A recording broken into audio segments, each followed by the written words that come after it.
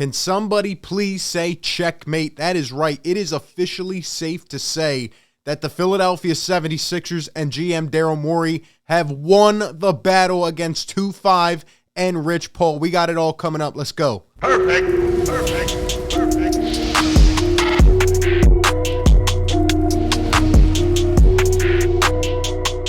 What is going on, everybody? RB here. Welcome back on into Philly Take with RB, where we constantly talk Philly sports. You know what to do. Drop a like if you enjoy the content. Subscribe if it's your first time seeing me on the screen. Hit that red button and be sure to hit the bell so you get all the notifications anytime we drop content like this. It's been a while since we did a news coverage video, but we've been banging out the live streams, the call-ins, the post-games, all that stuff. So be sure to keep tuning in for diversified sports content related to Philly sports.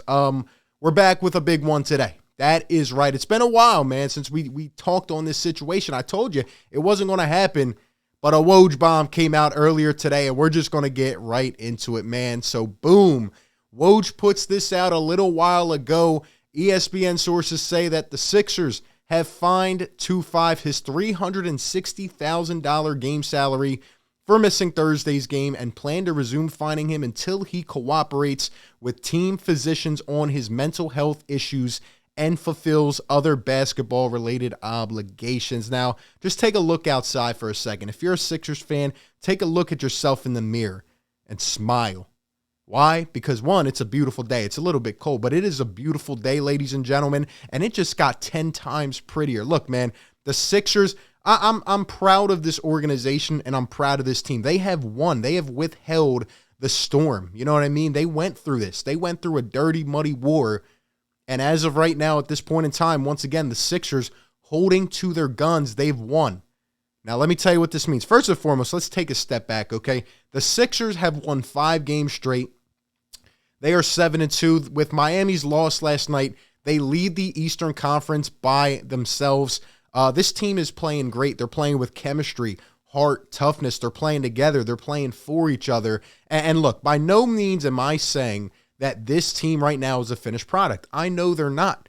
But they are playing fun basketball. They're showing a lot of promise, a lot of upside. And just ask any Sixers fan right now. Try to feel the pulse of the Sixers fan base. It is a fresh sense. It is a breath of fresh air in Philadelphia basketball and just in the city, man, because, you know, it's a different vibe. It is a different vibe right now with this team. The way they are playing, it's sensational, man. And to get off to a start like this season in the face of adversity with a ton of drama with your guys, especially some young ones in big roles having to go through this stuff, they're just coming out and they're doing their thing. They said, yo, you're going to put us through all this controversy? Fine. We're just going to go out here and win games. It's a credit to the players. It's a credit to Doc Rivers, to Daryl Morey. They've done a tremendous job thus far.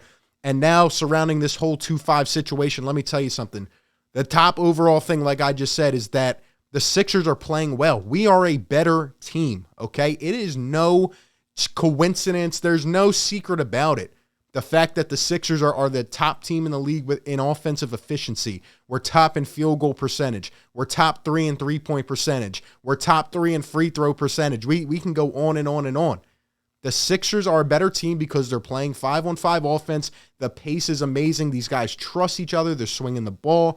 Every guy on the floor is a threat to shoot at one point. It's crazy because Joel Embiid hasn't even hit his stride, and this team still looks like they can be somewhat legit at this point. So this team is just flying right now, man, and they believe in one another. And in my opinion, they're coming out with a vengeance. They are coming out hungry, and they're trying to prove something. So, you know, this team is off to an amazing start. And it's no coincidence with this man off the court that everybody wants to talk about, creating offense, creating value on the offensive side. Yeah, okay. Let's look at what's going on here in the first 9 games, okay? Come on, man. Let's wake up. This team is much better right now without him on the floor. Going into the next thing, okay?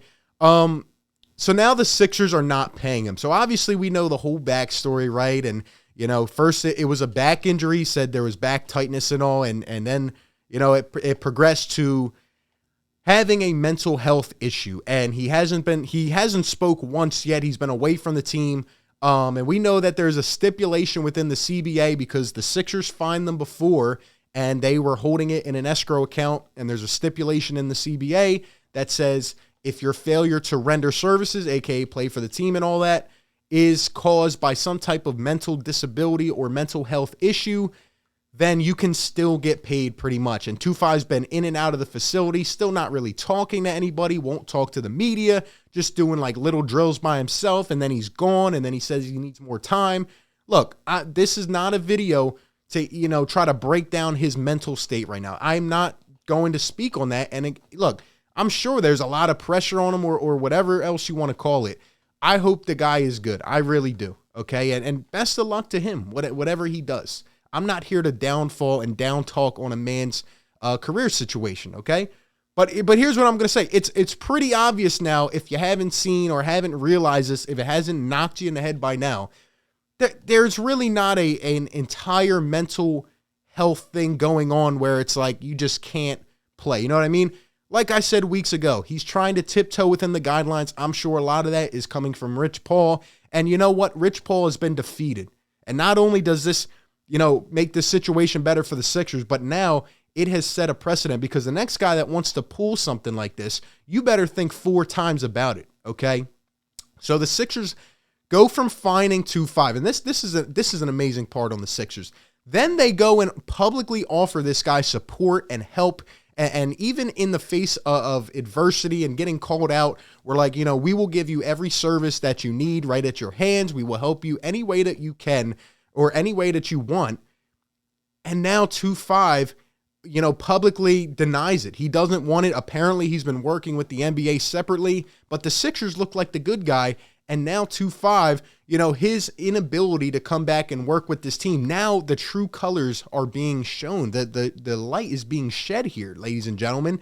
And you can just see where the issue is coming from. And I'm glad everybody can see that now. And now the Sixers go back, and they're back to finding him. So we're back in the same spot. You're not going to be able to use these phony issues and try to come in and talk about, oh, I have this and that, and try to tiptoe around the guidelines. So that's not going to happen. So we're a better team. We're now not paying you. And oh, by the way, let me throw some icing on the cake, okay? At some point, we are going to trade this guy. The people, you guys crack me up that come and tell me, oh, well, now he's going to come. Do I have to say this 7 more times? He's not playing a game for this franchise. It is evidently clear. We've been back and forth. I actually thought that the guy would step up and swallow his pride and try to up his value to help us out. He still won't, okay? He's not going to. I would be really, really surprised if he came back. And even if he does at this point, the only way I could even see this guy playing is if Joel was out for a week or two, like I had suggested, to rest his knee, and 2-5 came in to get his value up and all. But here's the thing. I don't even think we would play him at this point. Why? Because the chemistry is so good. And these guys could have raveled up. They could have crawled into a ball and made excuses, but they went out. They're playing better. They're on top of the world right now. And they're literally just hungry. They're having fun, and they're showing what this team can be without. And don't forget, this is without $30 million on the floor. I'm not talking about on the bench. I'm not talking about on the injured list. No, I'm talking about sitting at home wherever he is in West Bumble, and doing his thing.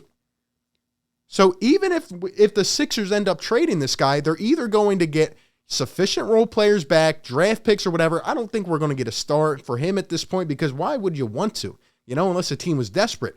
But you're probably going to get a sufficient role player. You're probably going to get draft capital that you can probably end up, shedding towards some other team and trying to cut some cap. And that's the last factor. Cap space. The Sixers, either way, are probably going to have more flexibility after this whole thing is done. And getting that contract off the books, you're probably going to be able to do more in the future. At the end of the day, this is a win-win-win-win-win situation for the Sixers. Daryl Morey, all you Daryl Morey negativity haters, okay? Like I've been saying this entire time, the guy has been handcuffed, and he's done everything he can with little to no wiggle room, okay? Making these moves. Look at how these dudes are playing right now. Niang, Curry, the list goes on.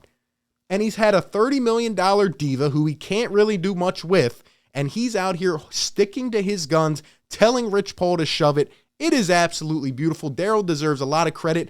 Like I've been saying this entire offseason, he will make the move when it is right. When it is right. And he said that himself on the radio. He will make the move when it's right. Doc Rivers deserves a lot of credit for getting these guys up and amped and playing. This is an amazing situation for the Sixers, and I'm glad that we have stepped above. We have taken the next step up, and we've been as mature as possible, and we've tried to do the right thing, and now everybody can see where the source of the issue is, man. Again, good luck to him wherever he goes. Keep him as far away as possible from this team. The Sixers, once again, finding 2-5. And now we're back at the same place, and there's no other way to go. The Sixers have won the battle, ladies and gentlemen. Checkmate. The Sixers win. And don't ever try to mess with us again. Those are just my thoughts. I want to hear from you. Let me know down below in the comment section. How do you feel about this situation? Give me all your thoughts. As always, appreciate you guys so much for tuning in. Be sure to like, comment, and subscribe. Like always, I will catch you on the next one, man. Peace. Perfect.